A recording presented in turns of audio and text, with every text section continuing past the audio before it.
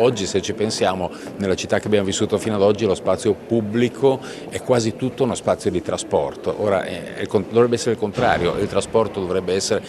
in funzione e a servizio dello spazio pubblico, e questo stiamo cercando di realizzare. Forse la parola rivoluzione potrebbe risultare fuorviante, ma quello che sta per interessare il settore dei trasporti del capoluogo ligure è sicuramente un cambio di paradigma che segnerà un punto di svolta per la mobilità e la vivibilità dentro e fuori la città di Genova. Tante infatti le opere infrastrutturali che stanno per essere cantierizzate, si va da quelle più imponenti come il tunnel subportuale a quelle più ridotte come estensione ma non come impatto, tutte raccolte e descritte nel piano urbano della mobilità sostenibile redatto dalla città metropolitana di Genova. Ripensare tutto attraverso lo strumento del piano urbano della mobilità sostenibile, che è stato elaborato, approvato dalla città metropolitana di Genova, e prevede una grande quantità di opere che sono state già in molta parte finanziate e vedranno nel 2024 la loro, come si suol dire oggi, messa a terra, cioè l'apertura dei cantieri. Vedremo finalmente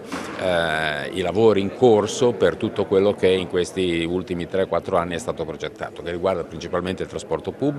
estensione della rete metropolitana a Levante, a Ponente, al centro con la nuova stazione di Corvetto, il progetto dello Sky Metro, cioè la metropolitana sopraelevata in Val Bisagno. Vedremo anche i famosi 4 assi di forza, cioè gli assi della rete di bus elettrici, in parte filoviaria e in parte no, che saranno in sede principalmente riservata e consentiranno una grande velocità dei mezzi pubblici. Il tutto anche con grandi novità sulla circolazione, perché anche la circolazione privata dovrà a quel punto integrarsi con la mobilità pubblica. Saranno realizzati nuovi parcheggi, in particolare di interscambio ma non solo. Insomma, rispetto a quello che abbiamo visto in passato, una città